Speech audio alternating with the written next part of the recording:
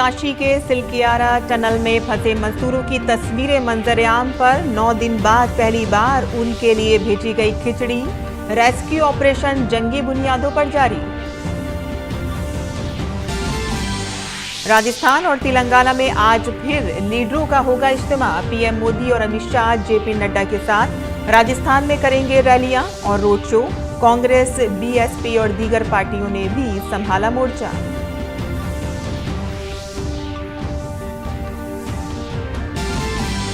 कांग्रेस आज जारी करेगी राजस्थान का इंतखाबी मंशूर। राहुल गांधी उदयपुर में करेंगे जलसा-ए-आम, जबकि पार्टी के सीनियर लीडर आज जयपुर में करेंगे press conference.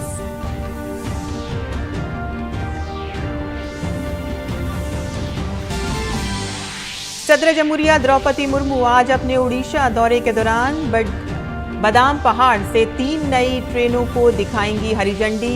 Rairangpur postal division और एक हुनरमंदाना तरबियत मरकज का भी करेंगी इफ्तिताह। हिंदुस्तान और ऑस्ट्रेलिया के वज़ीर ख़ारजा के दरमियान आज दिल्ली में स्ट्रेटेजिक शराकतदारी में ताउन पर होगी बातचीत। इसके अलावा इलाकाई और बैनुल-अक़वामी मसाइल पर भी होगा तबादला ख्याल।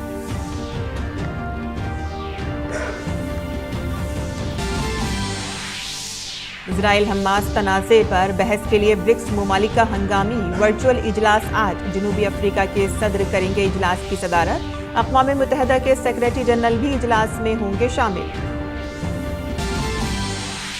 गोवा में जारी 75 क्रिएटिव माइंड्स ऑफ टुमारो का आज होगा इफ्तिताह। वज़ीर इत्तलात व नशरियात अनुराग सिंह ठाकुर करेंगे इस प्रोग्राम का इफ्तिताह।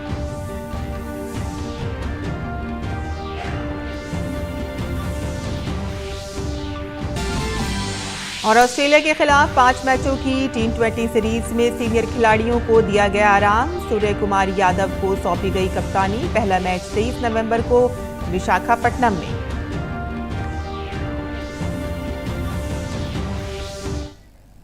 आदाब नाज़रीन, खबरनामे में आपका इस्तकबाल है। मैं हूं साइमा खान। अब खबरें तफसील से। पहली बार उत्तरकाशी में बनने वाली सिलकियारा सुरंग में फंसे मजदूरों की तस्वीरें मंजर-ए-आम पर आई हैं। जी हाँ, ये लम्हा बहुत ही जज्बाती है और खुशी की बात यह है कि तमाम कारकुन महफूज हैं। रेस्क्यू ऑपरेशन में मसरूफ एहलकारों ने इस वीडियो को एंडोस्कोपी कैमरे के जरिए कैद किया और वॉकी टॉकी के जरिए उनसे बात की।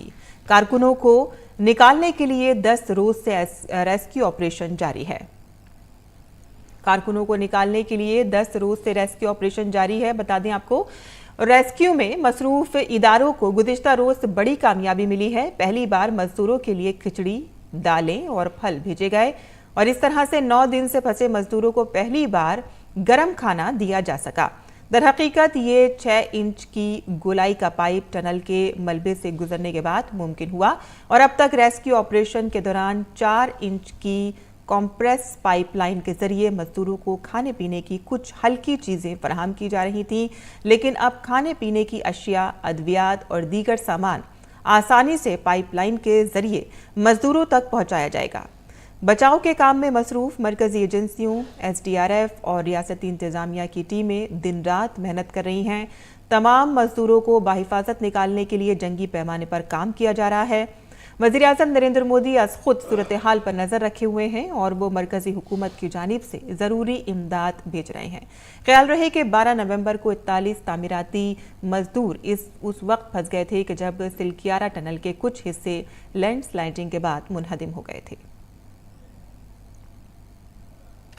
और उत्तराखंड के वज़ीर आला ने सुरंग में फंसे मुलाजमीन की तस्वीर सामने आने पर सोशल मीडिया पर ट्वीट किया है। उन्होंने कहा है कि पहली बार उत्तरकाशी के सिलकियारा में ज़ेरे तामीर सुरंग में फंसे मजदूरों की तस्वीरें मिली हैं। तमाम मजदूर भाई मुकम्मल तौर पर महफूज हैं। हम पूरी क़ुव्वत से कोशिश कर रहे हैं कि उन्हें जल्द बहिफाजत बाहर निकाला जाए। उत्तराखंड के उत्तरकाशी में सिलकियारा टनल में फंसे मजदूरों को निकालने के लिए रेस्क्यू ऑपरेशन मुसलसल जारी है और अब रेस्क्यू ऑपरेशन में गैर मुल्की माहिरीन की मदद भी ली जा रही है ताकि 12 नवंबर से टनल में फंसे मजदूरों को बाहिफाजत निकाला जा सके। और इस सिलसिले में कल वज़ीर आज़म नरेंद्र मोदी ने उत्तराखंड के वज़ीर आला पुष्कर सिंह धामी से फ़ोन पर बात की और सिलकियारा टनल में फंसे मजदूरों के लिए जारी राहत और बचाव कार्रवाइयों के बारे में मालूमात ली। दरियासना 2 किलोमीटर तक कंक्रीट की सुरंग तैयार है। यहाँ पानी और बिजली की सहूलियात दस्तयाब हैं। उत्तराखंड के उत्तरकाशी जिले के सिलकियारा टनल में फंसे मजदूरों को निकालने के लिए रेस्क्यू ऑपरेशन मुसलसल जारी है। वजीर-ए-आज़म नरेंद्र मोदी ने वजीर आला पुष्कर सिंह धामी को फोन किया और कारकुनों को बाहिफाजत निकालने के लिए जारी राहत और बचाव कार्रवाइयों के बारे में मालूमात ली। वजीर-ए-आज़म ने कहा कि मरकजी हुकूमत की तरफ से जरूरी रेस्क्यू आलात और वसाइल फराहम किए जा रहे हैं। मरकजी और रियासती एजेंसियों के दरमियान बाहमी तालमेल से मजदूरों को बाहिफाजत निकाला जाएगा। मुहिम को कामयाब बनाने के लिए ऑस्ट्रेलिया से बैनुल-अक़वामी टनल एक्सपर्ट डॉक्टर आर्नोल्ड डिस्क भी वहां पहुंच गए हैं। रेस्क्यू ऑपरेशन की तारीफ करते हुए उन्होंने उम्मीद जाहिर की है कि सुरंग में फंसे मजदूरों को जल्द बाहिफाजत बाहर निकाल लिया जाएगा। It's like a big 3D picture. So okay, now we have our idea at the top. Now I have to go have another look at the bottom. It's like any complex job, you have to look all around it, from the top, from the bottom, and we need to discuss it. But at the moment, it's looking positive. पीर को इमदादी कारकुनों को एक बड़ी कामयाबी मिली। 6 inch का pipe Silkyara tunnel site से मजदूरों तक कामयाबी के साथ पहुंचाया गया। इस पाइप के जरिए से अब सुरंग में फंसे मजदूरों को ग़िज़ाइयत से भरपूर खुराक और दीगर जरूरी अशिया पहुंचाने में मदद मिलेगी। ये 6 इंच डायर की पाइप जो है करीब 53 मीटर लंबी है और 53 मीटर पे जाके हमको ब्रेक थ्रू मिला है।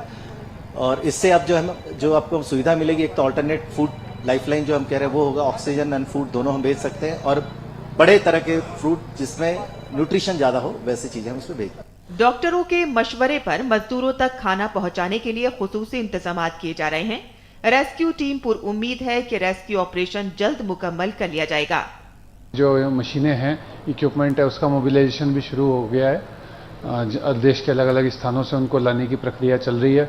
भारत सरकार के लेवल से भी इसमें कोऑर्डिनेशन किया जा रहा है, राज्य सरकार के द्वारा भी इसमें सहयोग प्रदान किया जा रहा है। और हम प्रयासरत हैं कि जिला प्रशासन के नाते हम जितना इस रेस्क्यू वर्क को कोऑपरेट कर सकते हैं, जितना इसको आसान बना सकते हैं, हम उसके लिए प्रतिबद्ध हैं। जितनी भी जो बेस्ट पॉसिबल अवेलेबल मशीनरी थी, टेक्निकल इक्विपमेंट्स थे, वो सभी आ चुके हैं विद एक्सपर्ट्स। स्टेट गवर्नमेंट ने भी जो कोऑर्डिनेशन बिठाने के लिए एक सीनियर आईएएस ऑफिसर हैं नीरज खैरवाल सर को यहाँ पे अपॉइंट कर दिया है।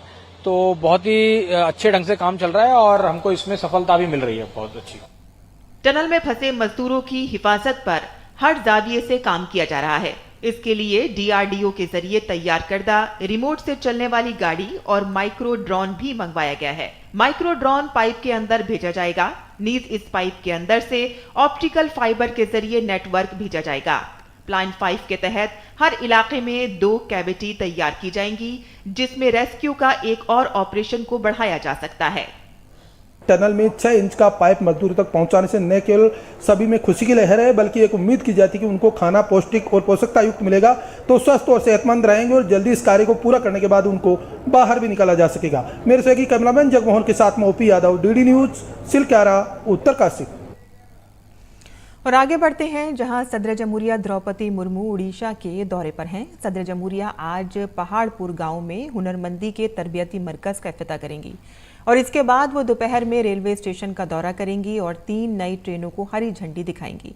इन ट्रेनों में बादाम पहाड़ टाटानगर मेमू, बादाम पहाड़ राउरकेला हफ्तावार एक्सप्रेस और बादाम पहाड़ शालीमार हफ्तावार एक्सप्रेस शामिल हैं। वो न्यू रायरंगपुर पोस्टल डिवीजन का भी इफ्तिताह करेंगी। वो रायरंगपुर पोस्टल डिवीजन का यादगारी कवर भी जारी करेंगी और बादाम पहाड़ रेलवे स्टेशन की तामीर नौ का संगे बुनियाद भी रखेंगी। वो बादाम पहाड़ शालीमार एक्सप्रेस ट्रेन के जरिए बादाम पहाड़ से रायरंगपुर तक सफर करेंगी और इसके अलावा वो वीर सुरेंद्र साई टेक्निकल यूनिवर्सिटी बुरला के 15वें सालाना कॉन्वोकेशन में शिरकत करेंगी। राजस्थान की इंतखाबी जंग में बीजेपी ने अपनी पूरी ताकत झोंक दी है। वज़ीर-ए-आज़म नरेंद्र मोदी यहाँ के मुख्तलिफ इलाकों में मुसलसल रैलियां और रोड शो कर रहे हैं। आज वज़ीर-ए-आज़म सबसे पहले अंता में वोटरों से मुलाकात करेंगे और इसके अलावा एक बहुत बड़ी इंतखाबी रैली से भी खिताब करेंगे और इसके बाद वज़ीर-ए-आज़म दोपहर को कोटा के दशहरा ग्राउंड में एक रैली करेंगे। वज़ीर-ए-आज़म 3 अजला की 10 सीटों से बीजेपी उम्मीदवारों की हिमायत में मुहिम चलाने के लिए दोपहर को करौली पहुंचेंगे और सिद्धार्थ शहर में जलसा करेंगे और इसके बाद वज़ीर-ए-आज़म शाम 6 बजे जयपुर में एक अजीमुल शान रोड शो करेंगे।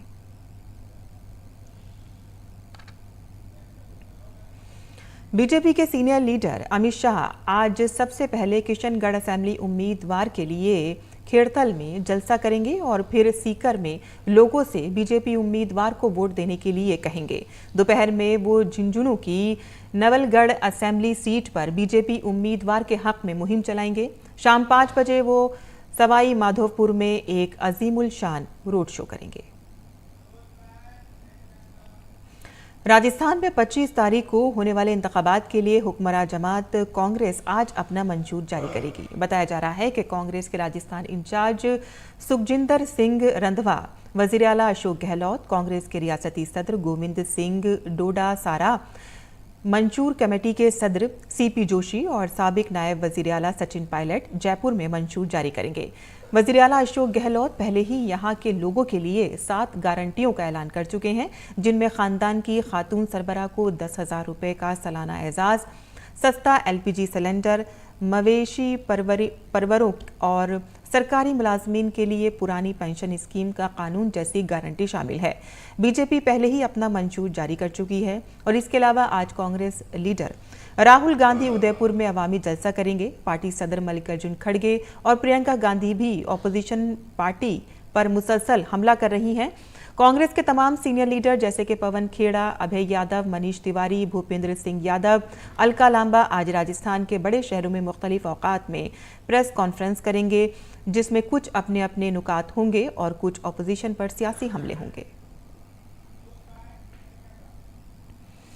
तेलंगाना में भी असेंबली इंतखाबात की मुहिम अपने शबाब पर है। बीजेपी के सीनियर लीडर अमित शाह ने वादा किया है कि अगर पार्टी इक़्तिदार में आती है तो हल्दी के किसानों को मुनासिब कीमत फराहम करेंगे। शाह कह रहे हैं कि बीजेपी यहां मुसलमानों के लिए गैर आइनी 4% रिजर्वेशन खत्म कर देगी। उन्होंने कहा है कि हैदराबाद BRS और मजलिस इत्तेहादुल मुस्लिमीन के डर से यौम आज़ादी नहीं मनाया जा रहा है और बीजेपी हुकूमत के इक़्तिदार में आते ही यौम आज़ादी सरकारी तौर पर मनाया जाएगा। और इसके अलावा मरकजी वजीर और तेलंगाना बीजेपी के सरबराह जी किशन रेड्डी ने संतनगर असेंबली में बीजेपी उम्मीदवार मैरी शशिधर रेड्डी की हिमायत में रोड शो किया। प्रेस कॉन्फ्रेंस में उन्होंने इल्जाम लगाया कि कर्नाटक की कांग्रेस हुकूमत अवाम पर तेलंगाना इलेक्शन टैक्स लगा रही है और ये रकम यहां भेजी जा रही है। कर्नाटक हुकूमत के वजीर और कांग्रेस लीडर प्रियांक खरगे ने इन इल्जामात को बेबुनियाद करार दिया है।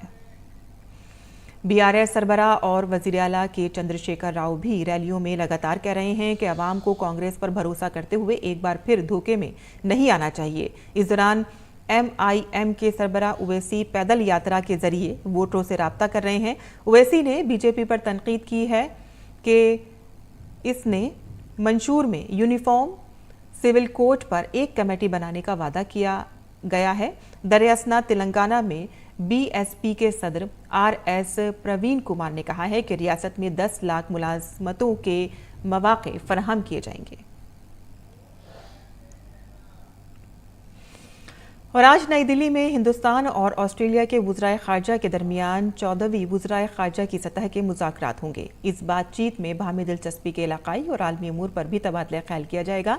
और इससे पहले कल हिंदुस्तान और ऑस्ट्रेलिया के दरमियान 2 तरफ़ा दिफाई और स्ट्रेटेजिक ताल्लुकात को मज़ीद मजबूत बनाने के लिए 2+2 वज़ारती मुज़ाकरात हुए। दोनों ममालिक ने 2 तरफ़ा और कसीरुल जहती ताउन को मजबूत बनाने के लिए मुश्तरका मफादात की तरजीहात पर भी तबादला ख्याल किया। और आज सुप्रीम कोर्ट दिल्ली NCR में आलूदगी और पड़ोसी रियासतों में पराली जलाने से मुतालिक दायर दरख्वास्तों पर समाअत करेगा। और इससे पहले इस केस की समाअत 10 नवंबर को हुई थी। तब सुप्रीम कोर्ट ने दिल्ली हुकूमत की सख्त सरजनिश की थी। जस्टिस कौल ने दिल्ली हुकूमत की तरफ से पेश होने वाले वकील ANS से कहा था कि आप 6 साल से ये मसला हल नहीं कर सके।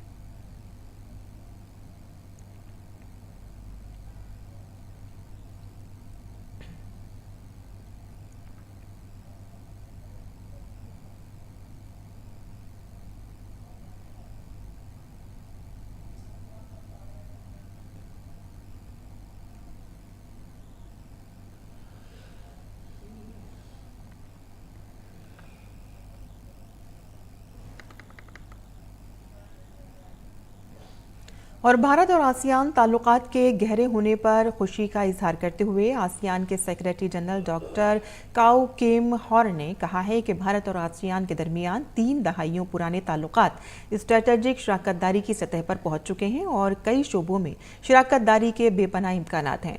डॉक्टर काउ ने ASEAN India media exchange program के तहत भारत के 8 रुकनी सहाफ़ियों के साथ वफ्द की सतह पर बातचीत की। We've been working together across different sectors, from trade to investment to tourism to defense sector, counterterrorism, among others. We hope to continue to expand the existing areas of cooperation and also to deepen our cooperation. When I say expanding to new areas of cooperation, I hope that we can look at also new sectors as well. Also in the renewable energy sector, people-to-people exchange, connectivity. I think there's so many areas of cooperation that we could get. Of course, we stand to benefit from growing partnership between us and India. और दुनिया में जारी पुरतशद्दुद तनाज़ात के बारे में बात करते हुए सेक्रेटरी जनरल किम ने कहा कि वो इन तनाज़ात के पुरअमन हल की हिमायत करते हैं। We believe that all conflicts should be worked out through diplomacy, particularly peaceful settlement dispute and the non-use of force. And this has always been the principle of ASEAN.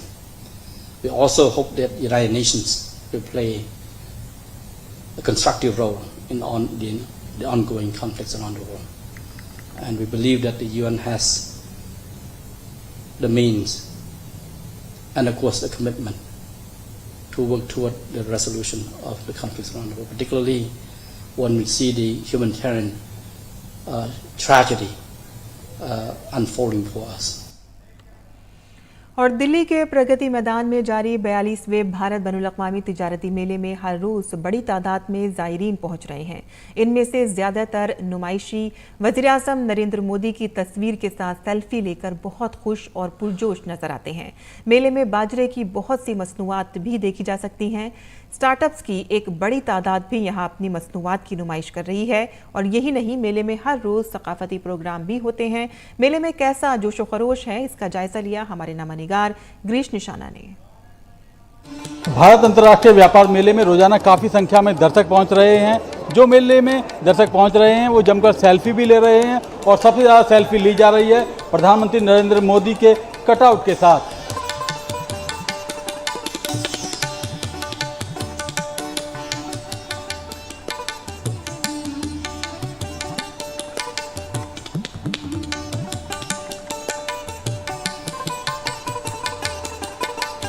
यहाँ के मुझे बहुत अच्छा लगा है और मोदी जी के साथ में मैंने फ़ोटो भी यहाँ पे सेल्फी क्लिक की है अपनी। और ज़्यादा मैं कुछ क्या कहूँ, इनके लिए बहुत अच्छे हैं हमारे मोदी जी। मैं बार बार चाहूँगी हमारे मोदी जी आगे तक भी, अभी भी हमारे मोदी जी आए आगे। कर्नाटका से आया हूँ, कराटे चैंपियनशिप के लिए आया था और इधर G20 समिट जो हुआ था ना, इसीलिए इधर प्रगति मंदिर को आया आज देखने के लिए और बहुत खुश हुआ मुझे।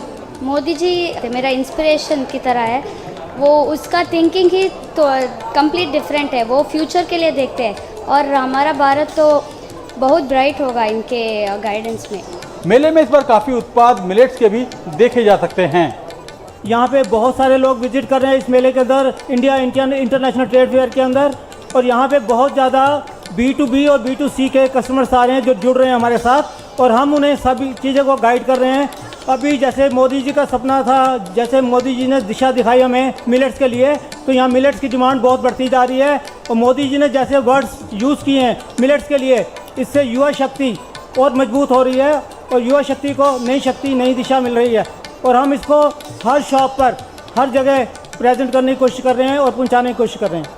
मेले में एक से बढ़कर एक उत्पाद देखे जा सकते हैं। काफ़ी संख्या में स्टार्टअप भी यहाँ आए हुए हैं। सोचे कि अपना क्या बिजनेस किया जाए, स्टार्टअप को लेकर ये किए और साड़ी की तरफ हम किए क्योंकि ट्रैवल साड़ी उस टाइम मार्केट में था नहीं ऑलमोस्ट। और उस चीज़ को हमने पकड़ा और उस ट्रैवल साड़ी में जितना है अपना हाथ का पेंटिंग किए, उसमें अपना टेक्सचर दिए, कि डिज़ाइन दिए। और वो साड़ी अलग अलग थी कि जैसे हमारा समाज में होता क्या है ट्रैवल कल्चर में, जैसे अनमेरिड कपल है वो अलग पहनते हैं, जो मैरिड हैं वो अलग पहनते हैं साड़ी के टाइम, फिर वो अलग पहनते हैं। तो अलग अलग तरह की साड़ी है, अलग अलग तरीके से डिस्प्ले लगाया है।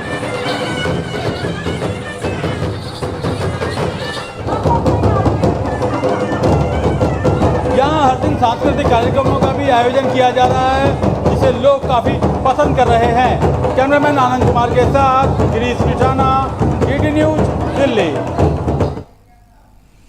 और आगे बढ़ते हैं, जहां मुल्क की 19 मुख्तलिफ रियासतों और मरकज़ के ज़ेर इंतज़ाम इलाकों से मुंतखब 75 नौजवान बासलाहियत फिल्म साज और फनकार गोवा में 54वें बैनुल-अक़वामी फिल्म फेस्टिवल में 75 क्रिएटिव माइंड्स ऑफ टुमारो की पहल के तीसरे एडिशन में अपनी अपनी इख्तरा और फिल्मों के जरिए कहानी सुनाने की सलाहियत का मुजाहिरा करेंगे। मरकजी वज़ीर इत्तलात व नशरियात अनुराग सिंह ठाकुर आज इस प्रोग्राम का आगाज़ करेंगे। 75 क्रिएटिव माइंड्स ऑफ टुमारो एक मुनफरिद पहल है जिसका आगाज अनुराग सिंह ठाकुर ने हिंदुस्तान भर में सिनेमा की नौजवान सलाहियतों की शिनाख्त करने, फरोग़ देने और नुमाइश के लिए किया था। ये प्रोग्राम नौजवानों को फिल्म प्रोडक्शन के शोबे में बेहतरीन कारकर्दगी का मुजाहिरा करने और मुस्तकबिल में मसरूफ फिल्मसाज और फनकार बनने का एक प्लेटफॉर्म भी फराहम करता है। प्रोग्राम में 600 से ज़्यादा दरख्वास्तों में से मुंतखब 75 शुरका को मरकजी वजीर के साथ बातचीत करने का भी मौका मिलेगा। मरकजी वजीर इत्तलात व नशरियात ने बम्बुलम के श्यामा प्रसाद मुखर्जी इंडोर स्टेडियम में मुनक़िद इफ्तिताई तकरीब के दौरान 75 क्रिएटिव माइंड्स ऑफ टुमारो के इंतखाब की मुहिम का ऐलान किया था। और गैर मुल्की खबरों में इजराइल और हमास के दरमियान जारी तनाज़ा और मशरिक़ वस्ता की सूरत हाल पर ब्रिक्स ममालिक का हंगामी वर्चुअल इजलास आज होगा। जनूबी अफ्रीका के सदर सिरिल रामाफोसा इजलास की सदारत करेंगे। इजलास में ब्रिक्स ममालिक यानी कि ब्राज़ील, रूस, भारत, चीन और जनूबी अफ्रीका समेत मदू ममालिक के नुमाइंदे गजा में मौजूदा इंसानी बहरान पर मुश्तरका बयान देंगे। अक़वाम मुत्तहिदा के सेक्रेटरी जनरल एंटोनियो गुटरेस इजलास में शिरकत करेंगे, जबकि रूसी सदर व्लादिमीर पुतिन भी कॉन्फ्रेंस में शरीक होंगे।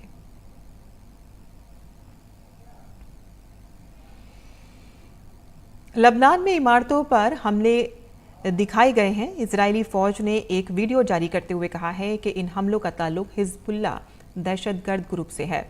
इजरायली फौज ने अपने सरकारी अकाउंट्स पर एक पोस्ट में कहा है कि उसने लड़ाका तैयारों, फौजी टैंकों और एक हेलीकॉप्टर के जरिए ईरान के हिमायत याफ्ता दहशतगर्द ग्रुप के ज़ेर इंतज़ाम इंफ्रास्ट्रक्चर पर हमलों का सिलसिला शुरू किया है। और इजरायली फौज ने गजा शहर के जैतून महल्ले में एक मस्जिद के नीचे हथियार से फायर किए जाने की वीडियो जारी की है। फौज के तर्जुमान डैनियल हगारी ने कहा है कि गजा की मस्जिद की तलाशी लेने वाली इजरायली फोर्सेस को असला बनाने वाली फैक्ट्री और बगैर पायलट के फिजाई गाड़ियां और एक सुरंग का पता चला।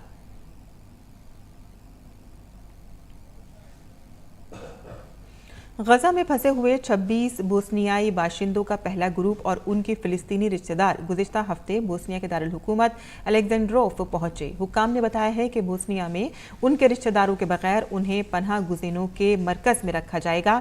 वज़ीर ख़ारजा एलिमेंट कुनाकुच ने सहाफ़ियों को बताया है कि गजा से निकाले गए 11 अफराद का एक और ग्रुप पहुंच रहा है।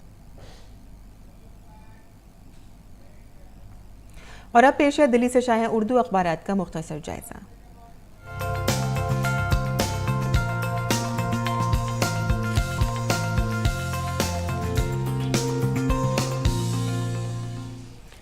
तो दिल्ली से शाया होने वाले उर्दू के तमाम अखबारात में गजा और इजराइल के दरमियान जारी जंग की खबर को ही सुर्खी बनाया गया है। यहाँ रोज़नामा राष्ट्रीय सहारा की हम सुर्खी ले रहे हैं, जहाँ इजरायली फ़ौज का अल-शिफा के बाद अब गजा के इंडोनेशिया अस्पताल का मुहासरा।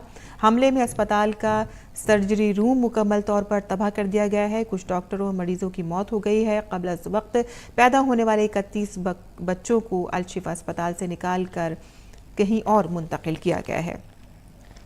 आगे बढ़ते हैं, इसी हवाले से रोज़नामा राष्ट्रीय सहारा की ही आलमी सफ़े की खबर है कि गजा में इजरायली मज़ालिम की हिमायत पर जो बाइडन की सदारत ख़तरे में अब पड़ गई है।